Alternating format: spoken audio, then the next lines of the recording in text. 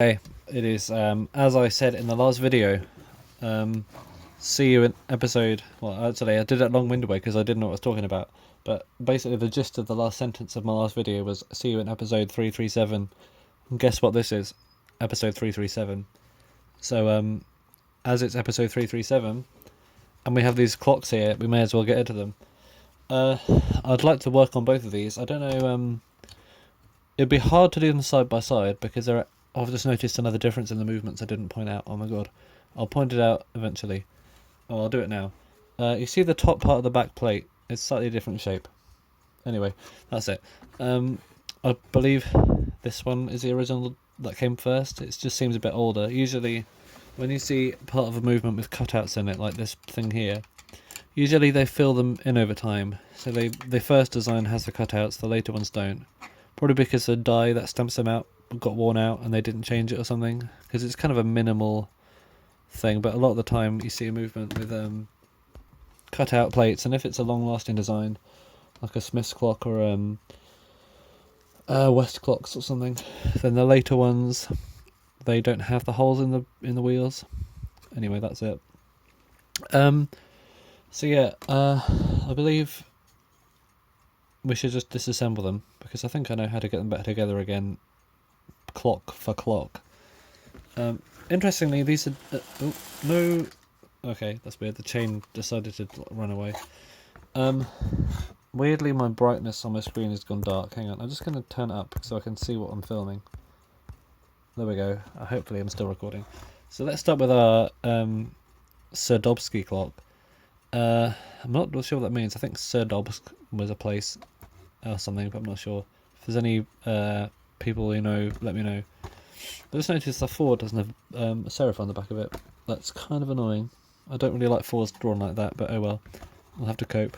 I'm not going to add one on because that'll just ruin it. But the stamping on the dial's nice. We got a different thing. I didn't comment on that last time, probably because it wasn't worth talking about. So to get the hands off, I think we just do that. It'd be good to have some kind of receptacle. So I'm just going to empty this one.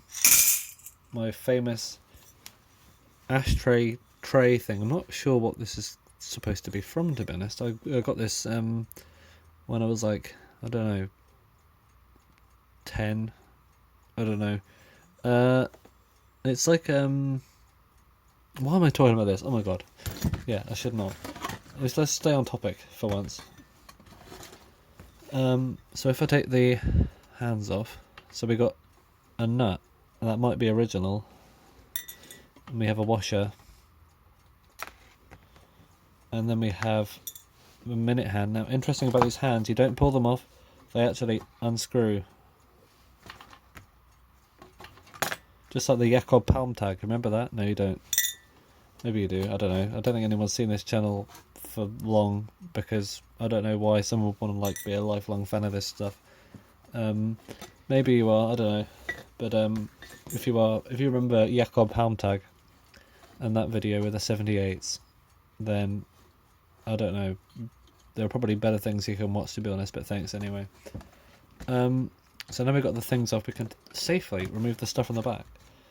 And this one is just held on with little, what's the names? There's probably a name for that kind of attachment. If there is a name, let me know what it is, and I won't care. Well, I will, but I probably won't ever use that information again, because I don't like using correct terminology. Interestingly, the nails that hold on the dial to the piece of wood it's attached to are also the nails that are bent over and become loops for the attachment. How very fascinating. We've got a nice smooth hole in there for the thing to go through. I presume that's to make room for the minute wheel and all the motion work on the front. Oh no, I used correct terminology. What am I going to do? It seems like the top of it is attached. Oh no, it's glued on. I probably shouldn't peel that off. Oops, I peeled it off. It's just a dab of some adhesive. That's alright, I'll stick it back on with something. Oh no, it's coming off now. Oh well, I can glue it back on, it's fine, it's just glue. Alright, that's over there. So, yeah, I'm not going to be bad with this thing. I think I kind of care about it, you know. It's kind of a cool design. I like it. A cool clock. Now this one doesn't really work. The Vega one over there behind us, that movement works fine when it was put up on the wall, but bear in mind, neither of these have been serviced yet. Oh, come out, come out. I think I need to undo them a bit more. If you worked on a German wall clock, a box clock, you might think, oh, that's how these are attached as well. And you would be correct, because that is how these are attached. I believe American OG clocks also have the movement attached like this. And I didn't think about that for a second. I'd say it's actually more similar to an OG clock, because these are just bent bits of metal. The German ones actually have proper threads into the pillars, but these are just, that's what it is. This is a funky little bit of wood, isn't it? I wonder if you showed this piece of wood to how many people. I wonder if they'd know what it is. That'd be interesting. Maybe it wouldn't, I don't know. Interesting that it's smaller than that one though. Oh, the Bardisher clock just struck. 5 o'clock, we're doing well. Now this is the movement. Solidly built. You may think, oh, is it? Well, actually, I'd say it is, because some of these things, especially the time-only ones, especially the ones made in the UK and Germany, kind of have pretty cheap movements made of all kinds of steel and stuff, and they're about a hair thin. So this is a nice change, to be honest. So that was that movement. I may as well take the other one apart as well. So that's this one. Well, it's like an A. I wonder if... Oh, I'll get the other one out first, then I'll show you what I'm about to say. So this one, let's take the hands off first. Also has unscrewable hands, but this one must be a bit of a later clock. It seems a bit better put together. Also has the unscrewable hands. So if you try and turn the hand backwards and the nut isn't secured enough, the hand just becomes loose. Very, very good. These, I think I know what clock these come from, so let's just put them over there with the other ones until I find another receptacle for it.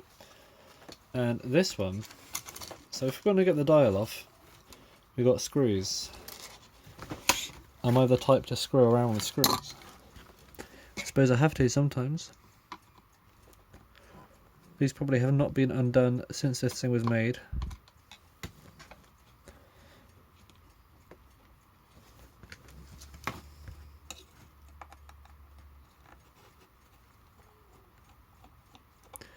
I might want to make some kind of back panel for this so the dust doesn't get in it, because looking at the back of this clock, it's got kind of dust and webs and things in it.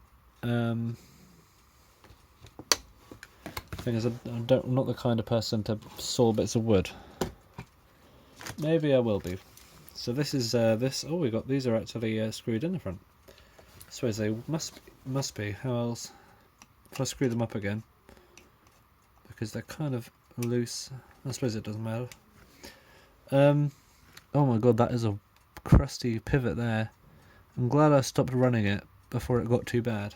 Not that it would happen like in the 5 minutes I had it running, but if it ran like this for another couple of weeks, or maybe even more, like a month or a year, it would start to wear down a bit.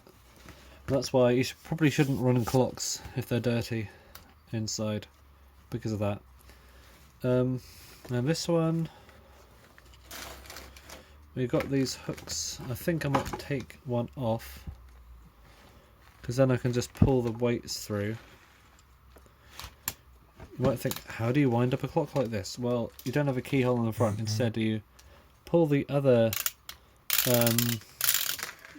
chain, and that lifts the weight up on the other one. Now you know. So if we unhook this hook from this chain, like that, ta-da. Now, if we pull zip, I'll probably have a hard time getting that back in again, but it's part of the process, you know. The pendulum rod, I nearly forgot. Well, this bit here looks kind of secure. Maybe I can get away with... I think I can get away with just doing this and then unhooking it afterwards. I'm sure you'd love to know this information.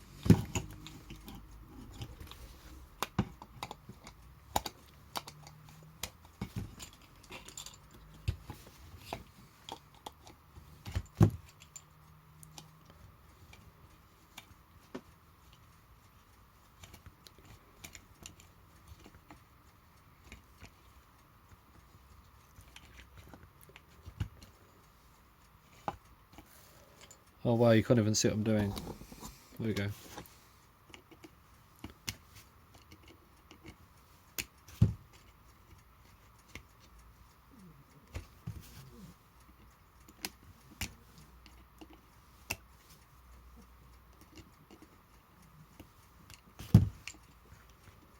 Oh, there we go, that came off. Right, now if we unhook this from there, this is harder than I thought it would be. It's like one of those things that, you know, whatever. Sometimes I just say things and just give up on the sentence. You know what it's like.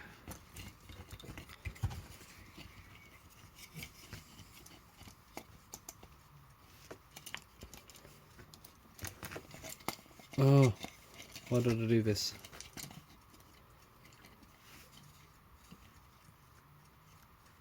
Okay, maybe this isn't as simple as I thought it was going to be. To unhook a thing from a thing. How possibly difficult? Well, there you have it. I suppose I can just bend that a bit. Right, if I bend this hole open slightly, I'll just re-bend it back again. So I don't want to bend the crutch because that'll probably snap off. There we go. Look at that one. Oh, it's got a thing in it. Yeah, I just opened this hole up a bit, so I'll just remind myself to close it up again when I put it back together. So yeah, here's the other movement. Whoa, let's compare them. I was thinking maybe in the factory they stamp them out like this, so you can get one strip of brass and then stamp them like dum dum dum like that, and then like that, and then like that. So because they're kind of the angle for that, but yeah, maybe. I think they did actually, by the looks of it, but I don't know. I wasn't there. That's the second time I said this. As you can see, I presume this is the older one on the right from the Sadovsky clock with the horse on it. It has a cutout wheel. It also has an extra hole behind the cutout wheel. Interesting. Flip it around. The top of the plate is a slightly different shape. And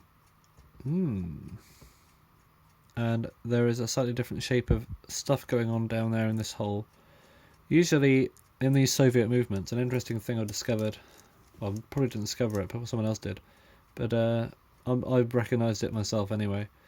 A lot of the times there are weird shaped holes cut in these movements, and that turns out to be some other part of the movement that they've stamped out of the plate. I'm not sure what it would be in this one, but it's usually in the alarm clocks, a Yantel one. The alarm, whatever, the wheel that goes on the alarm arbor, and when you press the button down, it jams into it and stops the alarm. That is stamped out of the front plate in a Yantar, and on the back plate there are two holes. And they match the shape of the winding keys when you wind the clock up. So yeah, you can see kind of they use one stamp to make lots of different parts. It's quite useful actually. I don't know, I think Prim did it as well in Czechia or Czechoslovakia. There might have been a few other companies as well that did it, but it's usually the sort of Eastern European ones that did that kind of stuff, and it's quite clever engineering really. I don't think any companies did it over here. Maybe I think I might have seen it in a mantle clock, where they cut the shape of the ratchet clicks out of the plate, but I can't remember where that was. Anyway, I think we should get one of these apart, and then I'll do the same with the other one. No, I need 2 different receptacles ready, because I don't want to mix these parts up. I'll see if I can find something. So I've got these 2 pot noodle things. Bombay Bad Boy is the only valid flavour in my opinion. So I've got 2 of these, and we're gonna use these because they're nice and for small movements to go in. I've never used these for clocks before, and you can probably guess why. I don't know, maybe you can't, because I can't. What's this stamp? K4. That means nothing to me. What was I doing? Oh yeah. So let's take one of these apart. Let's take both apart. No. End the video now. Next part, because the video is already too long. See you in the next part.